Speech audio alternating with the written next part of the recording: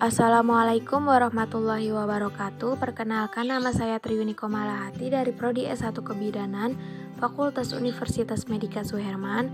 Di sini saya akan menjelaskan tentang anatomi otot pada sistem muskuloskeletal.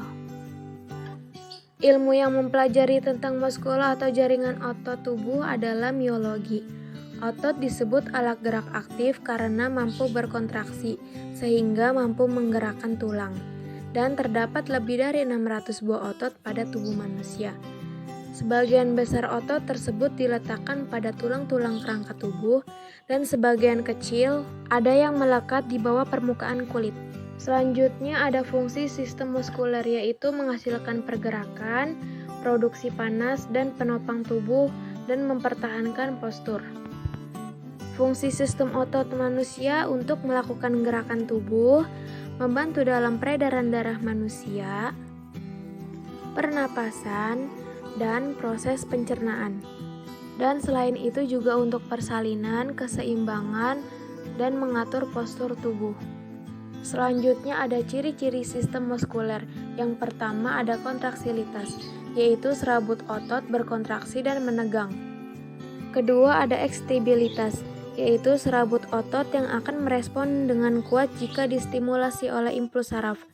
Yang ketiga ada ekstensibilitas, yaitu serabut otot memiliki kemampuan untuk menegangkan melebihi panjang otot saat rileks. Yang keempat ada elastisitas, yaitu serabut otot dapat kembali ke ukuran semula setelah berkontraksi atau meregang. Dan ini adalah gambar struktur mikroskopio otot rangka yang terdiri epimysium, myofibril, tendon, fasciculus, dan lain-lainnya.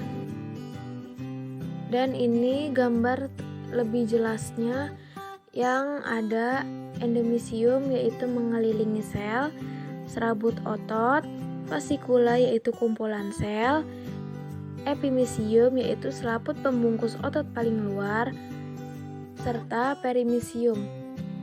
Epimysium adalah jaringan elastis berserat yang mengelilingi otot, dan perimysium adalah selubung fibrosa yang mengelilingi dan melindungi bundel serat otot. Myofibril adalah filamen kontraktil kecil yang terletak di dalam sitoplasma sel-sel otot lurik, sedangkan myosim adalah salah satu dari dua konstituen protein utama yang bertanggung jawab untuk kontraksi otot. Selanjutnya ada aktin, yaitu protein yang penting dalam mempertahankan bentuk sel dan bertindak bersama-sama dengan myosin untuk menghasilkan gerakan sel. Dan endosium adalah nama dari selubung jaringan ikat halus yang mengelilingi atau mencakup setiap serat otot tunggal atau individu. Selanjutnya ada jenis-jenis otot, yaitu otot polos yang bekerja di luar kemauan hidup, sedangkan otot lurik, otot yang bergerak dengan sadar menurunkan kemauan, dan otot jantung, otot yang dapat bergerak sendiri secara otomatis. Otot lurik merupakan otot rangka. Karakteristik otot rangka yaitu serabut otot sangat panjang, bisa sampai 30 cm, berbentuk silindris dengan lebar berkisar antara 10 mikron sampai 100 mikron. Yang kedua, setiap serabut memiliki banyak inti yang tersusun di bagian perifer. Yang ketiga, kontraksinya sangat cepat dan kuat. Selanjutnya ada otot polos. Otot ini dapat ditemukan dinding berongga seperti kantung kemih dan uterus. Adapun dua jenis otot polos tersebut, yang pertama otot polos unit ganda, seperti contohnya otot yang ada pada mata yang berperan dalam memfokuskan lensa serta menyesuaikan ukuran pupil. Yang kedua otot polos unit tunggal, contohnya otot yang ada pada lapisan dinding organ berongga atau viscera. Selanjutnya ada otot jantung. Fungsi otot jantung untuk memompa jantung, mengedarkan darah ke seluruh bagian tubuh. Otot jantung tetap tanpa lelah karena adanya pasokan yang sangat tinggi oksigen. Contohnya seperti otot lambung, otot usus, dan otot nadi. Dan ini ada gambar otot polos, otot lurik, serta otot jantung. Ciri-cirinya otot lurik menyusun otot yang melekat pada tulang rangka, sedangkan otot polos menyusun alat-alat dalam, misalnya dinding usus dan pembuluh darah, dan otot jantung menyusun otot pada dinding. Reaksi otot lurik yaitu cepat, reaksi otot polos yaitu lambat, dan reaksi otot jantung itu lambat.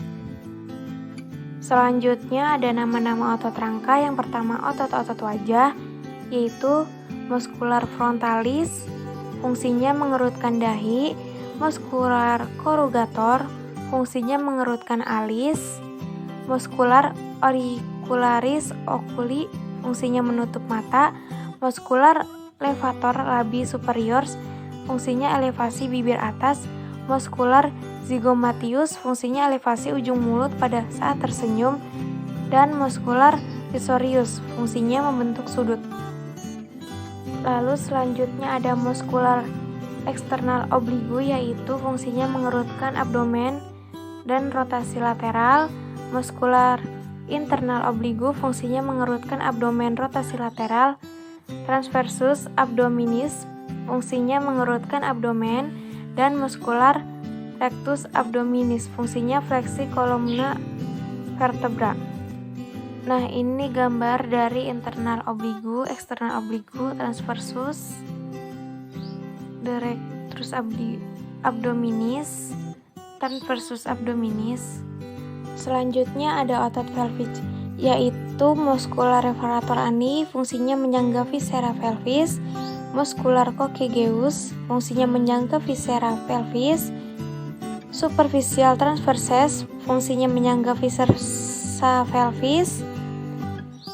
Bulbus spongiosus, fungsinya kontriksi saluran utera. Ischiocavernosus, fungsinya ereksi penis atau klitoris, serta muskular piriformis, fungsinya berada jauh di dalam bokong, dan fungsi utamanya untuk memutar kaki ke arah luar. Nah, ini ada gambarnya seperti bagian otot yang pelvis. Selanjutnya tendon. Tendon adalah tali atau urat daging yang kuat yang bersifat fleksibel, yang terbuat dari fibrous protein atau kolagen. Tendon ini berfungsi melekatkan tulang dengan otot atau otot dengan otot. Nah, ini ada gambarnya seperti muskul bursa, tendon, kartilage, bone, ligamen, serta sinovium. Terakhir yaitu ada masalah pada gangguan otot. Yang pertama, hipertrofi, yaitu membesarnya otot karena terlalu sering berolahraga. Yang kedua ada atrofi, yaitu gangguan akibat otot mengecil karena otot tidak digunakan atau digerakkan. Yang keempat ada distrofi otot, yaitu penurunan kemampuan otot karena